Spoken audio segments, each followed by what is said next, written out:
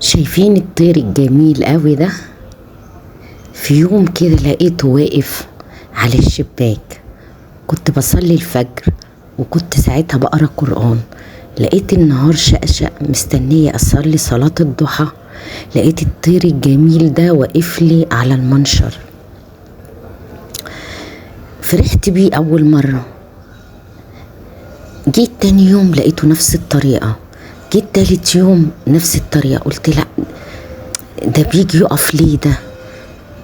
قلت اكيد دي حاجة، يعني في رسالة عايز يقولها لي، في حاجة. فرحت بيه قوي. بعد كده قلت اقدر اقدم له ايه؟ رحت جبت طبق. شايفين الطبق الاسود ده؟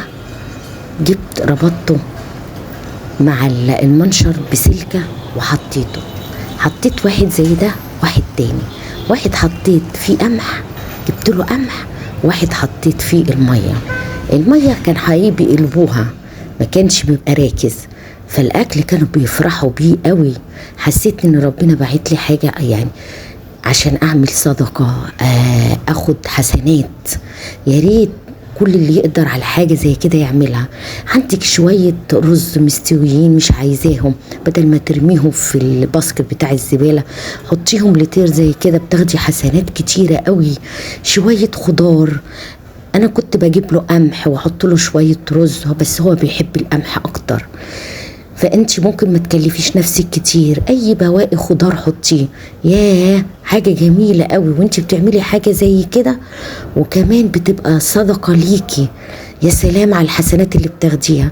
وبيجي ايه، انت عارفه اليوم اللي انا مثلا اتاخر ما حطلوش اكل، يجي ينقر لي على الشباك، كانه بيصحيني، بيقول لي قومي قومي خدي صدقة، قومي خدي حسنة. كنت فرحانة بيه قوي. شايفين الحمام ده انا اتفاجئت بقيت الاقي حمام وعصافير ويمام، بس هو ما بيديش امان. يعني انا بصور من ورا الستارة زي ما انتوا شايفين كده بالجنب، بتيجي تروح جاية على الشباك، بستخبى عشان اقدر اصوره. اليمام ما بيديش اي طمأنينة لاي حد، بيبقى خايف، يحس باي حاجة يجري يطير. انما الحمام بيقف، والعصافير يعني شوية. انما اليمام حقيقي ما بيديش اي امان. غريب جدا اليمام ده. بس ما شاء الله، يعني اليوم اللي اتاخر بس شويه ان ما احطش الاكل، الاقيهم بيخبطوا لي كده على الشباك. حسيت ان تحسي ان في حد بيجي يسال عليكي. بتحسي ما شاء الله، يعني بحاجه كده غريبه قوي. احساس جميل جدا ان انت بتاكلي طير ويجي يسال عليكي وقت ما تيجي تتاخري عليه. شايفين جميل قوي ازاي بيقف ازاي، وجميل. هو ساعات بيبهدل لي حقيقي الغسيل، بس انا فرحانه بيه جدا. يا ريت تقدري تعملي حاجه زي كده، اعمليها. ربنا هيديكي حسنات كتيره قوي الا لما بتاكلي طير او تشربيه. ما شاء الله.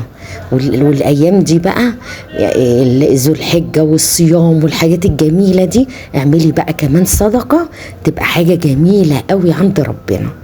وجزاكم الله كل خير، وكل سنه وانتم طيبين.